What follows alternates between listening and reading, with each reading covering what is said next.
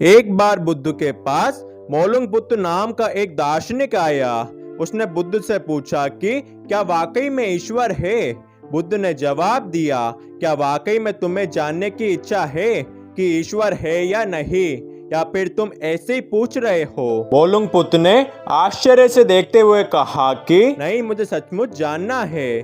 मैं हजारों मील की यात्रा कर इस प्रश्न का उत्तर जानने आया हूँ। मौलुंगपुत्र को लगा कि बुद्ध उसे गंभीरता से नहीं ले रहे हैं, तो उसने गुस्से में कहा कि मैं इस सवाल के जवाब के लिए सब कुछ दांव पर लगाने को तैयार हूँ। हालांकि मैं ऐसा सोचकर नहीं आया था। मुझे चुनौती मत दो बुद्ध। मैंने कई विद्वानों से इस प्रश्न का जवाब मांगा, लेकिन कभी नहीं मिला। बुद्ध ने कहा, मैं किसी को चुनौती नहीं देता हूँ, ये मेरा कार्य नहीं है।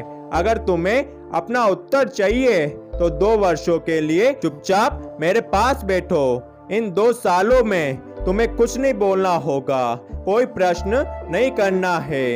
यदि किसी तरह की जिज्ञासा भी हो तो उसका उत्तर नहीं मांगना। जब तुम्हें 2 साल मौन रखे हुए हो जाए तो उसके बाद मैं तुमसे पूछूंगा। तब तक यदि तुम्हारी जिज्ञासा ऐसी ही बनी रही तो अपना सवाल पूछना। मौलुंगपुत्र बुद्ध की ये बात सुनकर थोड़ा घबराया।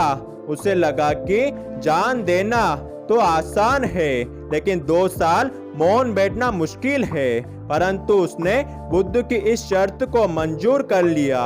उसने जैसे ही बुद्ध की इस शर्त को माना, दूसरे वृक्ष के पास बैठा एक साधु जोर जोर से हंसने लगा।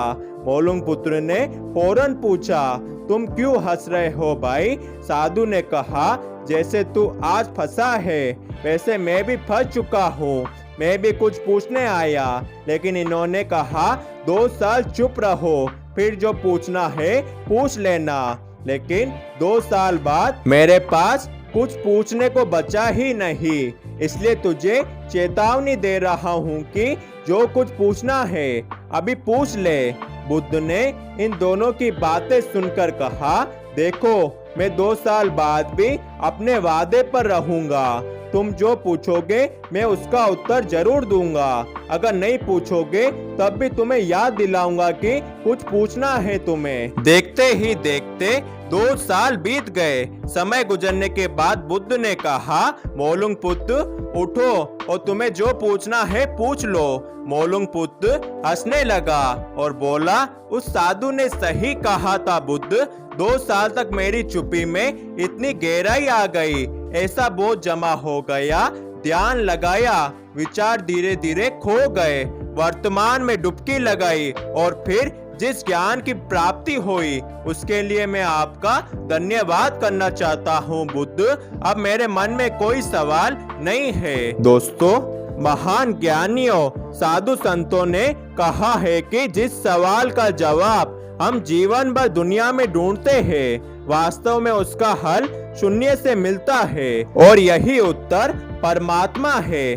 प्रत्येक मनुष्य ईश्वर का अंश है और वह हमारे अंदर ही छिपा बैठा है। जब हम खुद में जागते हैं तब पता लगता है कि वो हमारे अंदर ही है। दोस्तों, बुद्ध कहते हैं, मौन की अवस्था से पहले हम पूछते हैं कि परमात्मा कहाँ है, लेकिन विचारों की शून्यता और ध्यान की गहनता के बाद हम कहते हैं कि परमात्मा कहाँ नहीं है।